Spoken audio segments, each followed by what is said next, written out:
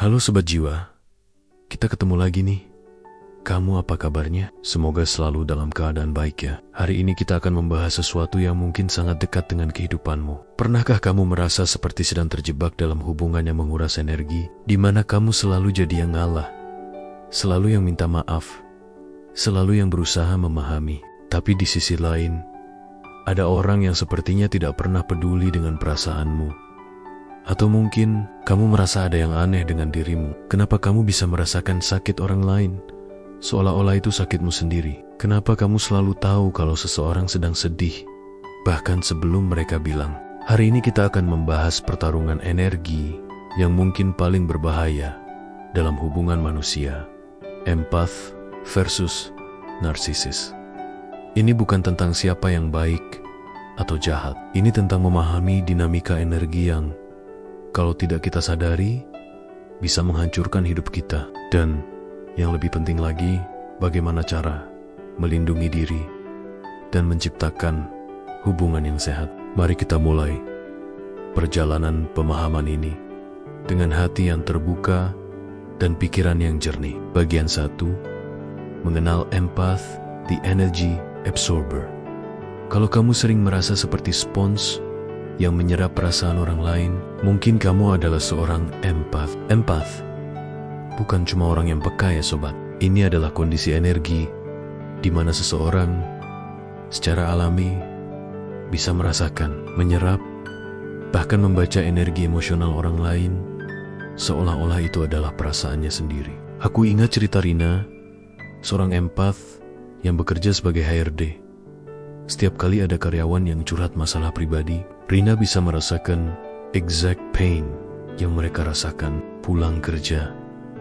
Dia selalu capek, bukan karena beban kerja, tapi karena emotional overload. Kadang aku gak tahu mana perasaan aku, mana perasaan orang lain.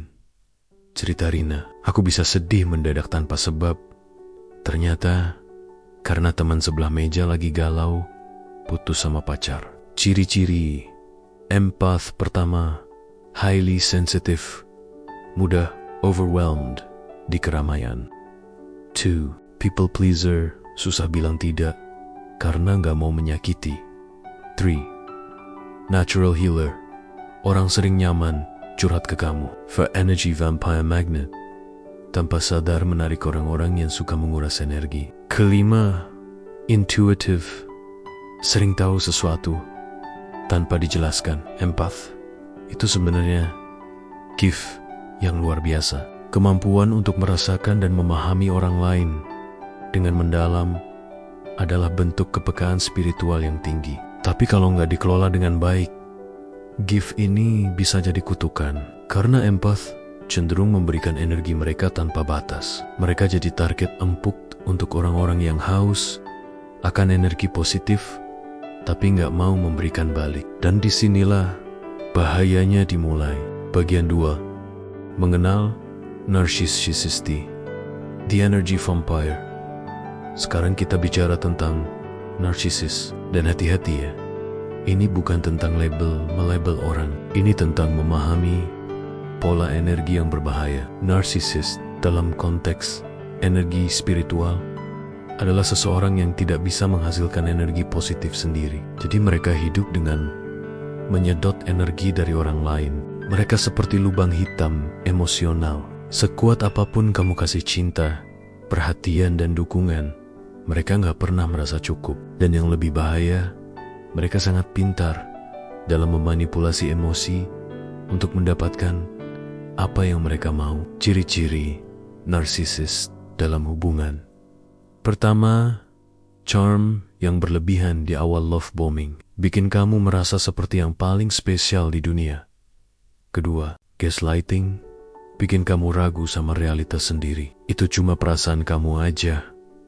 Kamu terlalu sensitif. 3, hot and cold treatment. Hari ini sweet banget, besok dingin banget, bikin kamu bingung. 4, victim playing, selalu jadi korban dalam setiap cerita, nggak pernah mau tanggung jawab. 5, emotional draining, setiap interaksi bikin kamu capek, mental. Aku punya teman, sebut saja Sarah, yang pernah terjebak 3 tahun dengan narsisis. Dia cerita, awalnya dia tuh perfect banget. Perhatian, romantik, bikin aku merasa kayak princess. Tapi lama-lama, aku sadar setiap habis ketemu dia, aku selalu capek. Dia selalu punya drama, selalu butuh aku untuk solve masalahnya. Tapi kalau aku lagi sedih, dia malah bilang aku lebay. Yang paling menyakitkan, dia pintar banget bikin aku merasa bersalah. Kalau aku protes, dia bilang, kok kamu jadi egois sih? Dulu kan kamu ngerti aku. Jadi aku yang akhirnya minta maaf terus. Sarah adalah empath, dan pasangannya adalah narsisis. Kombinasi yang sangat berbahaya. Mengapa empath tertarik pada narsisis? Karena empath punya savior complex. Mereka percaya bisa menyembuhkan orang lain dengan cinta. Dan narcissist pintar banget memanfaatkan ini. Mereka akan show vulnerability just enough untuk trigger healing instinct si tapi yang harus dipahami, kamu gak bisa mengisi gelas yang bocor. Narsisis itu seperti gelas tanpa dasar. Sebanyak apapun cinta yang kamu tuang, gak akan pernah penuh. Bagian 3, dinamika berbahaya, the toxic dance. Sekarang kita akan bedah dinamika yang terjadi ketika empath bertemu narsisis. Dan ini penting banget untuk dipahami, karena bisa jadi kamu atau orang yang kamu sayang sedang terjebak dalam pola ini. Fase 1, love bombing narcissist akan shower si empath dengan perhatian yang berlebihan. Bunga setiap hari, chat dari pagi sampai malam, komplimen yang gak ada habisnya. Empath merasa, wah, akhirnya ada yang beneran appreciate aku. Fase 2, devaluation perlahan-lahan. Narsisis mulai kritik, kamu kok gendutan ya?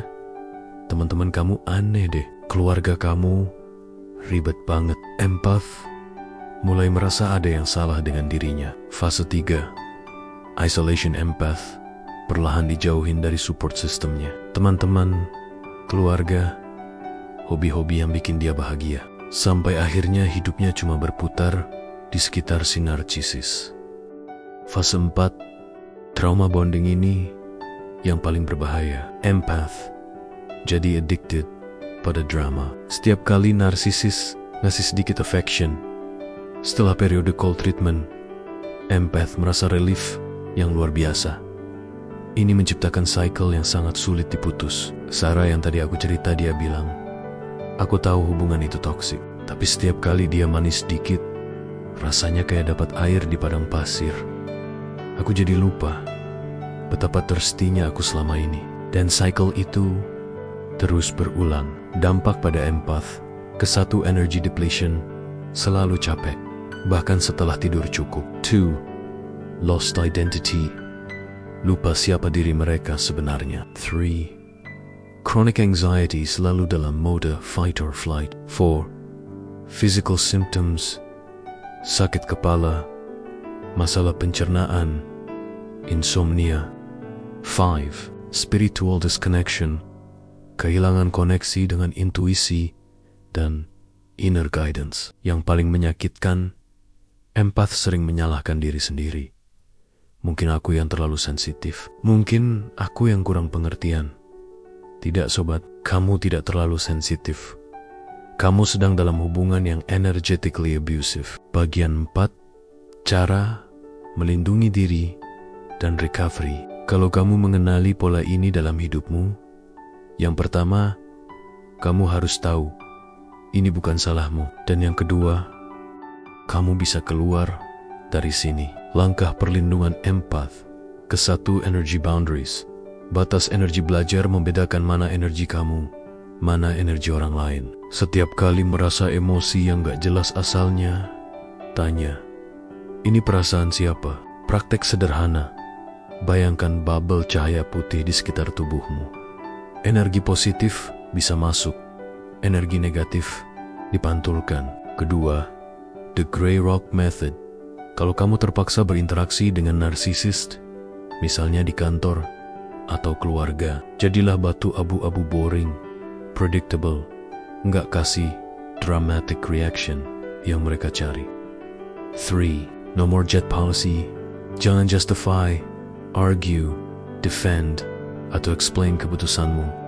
Cukup bilang tidak tanpa elaborate, karena narsisis akan gunakan explanation kamu untuk manipulasi. 4. Reconnect with your tribe. Hubungi kembali teman-teman dan keluarga yang supportive. Empath yang terisolasi adalah empath yang vulnerable. 5. Professional help. Jangan malu untuk konseling atau terapi. Keluar dari hubungan dengan narsisis itu seperti detox. Dari narkoba butuh support profesional. Recovery process untuk empath. Fase 1. Recognition 1-2 minggu. Akui bahwa kamu dalam situasi yang tidak sehat. Write down semua red flags yang kamu alami. Fase 2. Detachment 1-3 bulan. Perlahan kurangi kontak. No contact kalau memungkinkan. Low contact kalau terpaksa. Fase 3. Rebuilding 3-6 bulan. Rebuild identity, hobi dan relationship yang sempat hilang. Praktek self-care yang intens. Fase 4. Thriving di atas 6 bulan. Kamu mulai jadi empath yang empowered, tetap punya empati, tapi dengan boundaries yang sehat. Sarah yang tadi aku cerita sekarang udah 2 tahun bebas dari hubungan toksik itu. Dia bilang, sekarang aku masih empath, tapi aku udah tahu cara protect energiku. Aku bisa membantu orang lain tanpa kehilangan diriku sendiri. Dan yang paling amazing, aku sekarang attract people yang genuine, yang bisa give and take secara sehat. Bagian 5. Menciptakan hubungan yang sehat. Yang paling indah dari journey ini adalah ketika empath udah learn to protect their energy, mereka jadi magnet untuk hubungan yang sehat dan saling menguatkan. Tanda-tanda hubungan yang sehat untuk empath. Pertama, reciprocal energi. Ada give and take yang seimbang. 2. Respect for sensitivity partner. Understand dan appreciate kepekaan kamu. Ketiga, emotional safety. Kamu bisa vulnerable tanpa takut dijudge atau dimanipulasi. 4. Growth together. Kalian support personal growth masing-masing. 5. Healthy independence. Masing-masing punya ruang untuk recharge.